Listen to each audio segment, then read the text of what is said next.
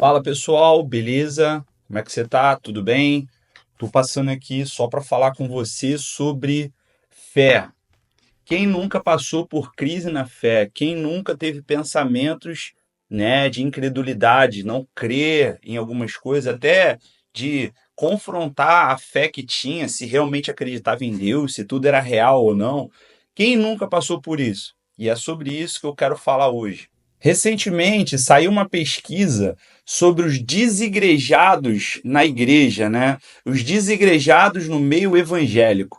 E o estudo aponta que, principalmente de adolescentes a adultos, né, esse é o público que mais tem afetado a sua fé, né? Mais são aqueles que deixaram de congregar, que de alguma forma, né, foram envolvidos com a igreja e agora não estão mais, né, ou desviados. Mas essa pesquisa ela fala dos desigrejados.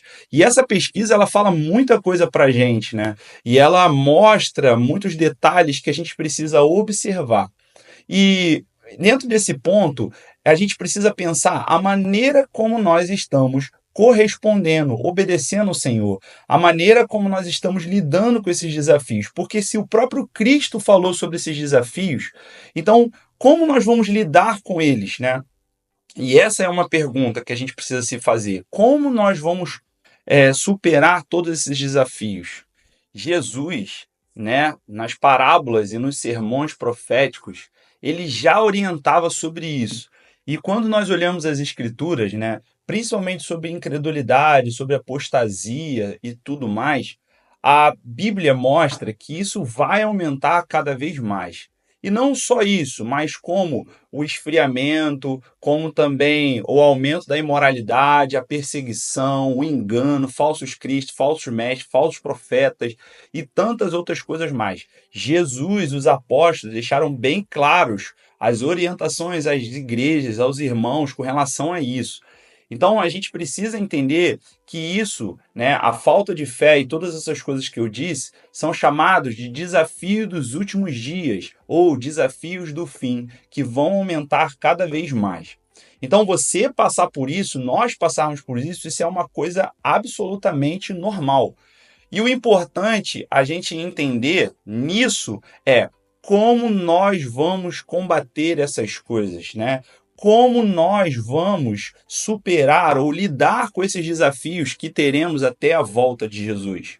O próprio Cristo direcionou isso. Os próprios apóstolos, todo o Novo Testamento, ele vai dar orientações práticas com relação a isso. Ao mesmo passo que eles ministravam publicamente, eles tinham um ambiente que eles ministravam uns aos outros. As palavras do Novo Testamento, as orientações e os alertas que foram dados pelos discípulos mostram que eles deveriam viver uma verdadeira comunhão. Eles deveriam ministrar e edificar uns aos outros em amor, que deveria ter um ambiente onde eles confessassem pecados mutuamente, onde eles estivessem sentados à mesa do Senhor, que é a ceia do Senhor. Eles deveriam olhar a forma que eles viviam igreja, sabe? E ter essa unidade pautada no evangelho, nas palavras de Jesus. Então, como eu falei, ao mesmo passo que eles ministravam publicamente, eles estavam nesse lugar reservado ministrando uns aos outros. E eu acho que esse é o próprio ponto que vai fazer a gente romper com essa frieza e esses desafios do fim. A gente percebe que a gente criou muitos eventos, muitas estruturas, e tudo bem, mas a gente precisa ter esse ambiente onde a gente ministra uns aos outros, onde a gente tenha casas sacerdotais, lugares sacerdotais. Eu acho que a gente ignorou muito, ou é um, é outro. Não, é uma junção dos dois. É claro que tem muita estética, muita coisa que não faz sentido. A própria pesquisa vai mostrar para a gente que essa questão, sabe, dos jovens e dos novos adultos terem se apostatado da fé ou terem saído da igreja, mostra o que tipo de igreja a gente está construindo. Sabe, os grandes eventos e as grandes atividades são muito importantes, mas eles também têm isso no mundo. Sabe, o mundo não tem como a gente competir com as coisas desse mundo. E o que que você, quando você olha para a vida desses irmãos e olha para a vida de muitos irmãos, o que é necessário? Muitas das vezes eles queriam um abraço, eles queriam ser ministrados no coração, eles talvez não tiveram um lugar para confessar pecado. E até mesmo quando a gente passa por crise na fé, a gente precisa desses irmãos maduros, a gente precisa de uma igreja saudável, a gente precisa de púlpitos saudáveis, de estruturas saudáveis, mas a gente entende que só isso não é suficiente. Então, o que que eu quero pensar nisso, né? Que a forma que a gente vai lidar com isso é olhando as escrituras bíblicas e construindo estruturas saudáveis, púlpitos saudáveis, atividades saudáveis, mas também ambientes que a gente possa ministrar um ao outro.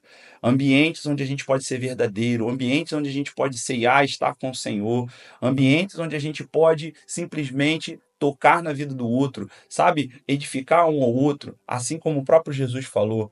Então, analisar os sinais de Deus e construir todos esses ambientes, tanto publicamente quanto mais reservado, são necessários para enfrentar a fé. E aí entra um outro ponto. Se você é pastor e líder, eu quero te encorajar a você pensar nisso, sabe? Sobre a maneira bíblica. E aí a gente pensa duas coisas, né? Primeiro, uma parte estética, né? Uma estrutura, e depois um método, né? E eu queria que você não se prendesse a isso. Eu queria que você olhasse o Novo Testamento e buscasse entender em Cristo, pela direção do Espírito, sabe? Essa questão de como construir tanto um lugar público quanto um lugar privado. E também sobre os irmãos. Se você é um irmão na fé, se você tem vivido ataques na sua mente, eu queria te encorajar a você simplesmente pregar o evangelho para você mesmo. Eu queria te encorajar a você procurar irmãos maduros. Se você não tiver irmãos maduros, comunidades maduras, busque atrás disso. Mas você não pode continuar sozinho, porque isso vai aumentar cada vez mais. Eu quero te encorajar simplesmente a olhar as palavras de Jesus, a orar. Então você deve fazer essa oração: Senhor, o que eu preciso para estar simplesmente fazendo a sua vontade? O que eu preciso fazer para romper com esses desafios que cada vez mais acometem? A minha fé tem sido abalada. Então, esses são alguns pontos que eu queria falar, que eu queria encorajar você nesse vídeo, né? Tanto irmãos quanto pastores e líderes. E eu tenho buscado cada vez mais a me colocar à disposição do corpo de Cristo para buscar esse ambiente saudável, para não ver mais tantos jovens se perdendo, tantos adultos desigrejados, tantas famílias afetadas, né? Abaladas por muitos escândalos e igrejas que não são saudáveis. Meu coração se empenha em edificar uma igreja saudável, sabe? E eu quero encorajar através desse vídeo a gente tanto viver esse lugar quanto construir cada vez mais esse lugar. Deus abençoe, fica com Deus. Não se esqueça de se inscrever nesse canal, curta esse vídeo e tamo junto.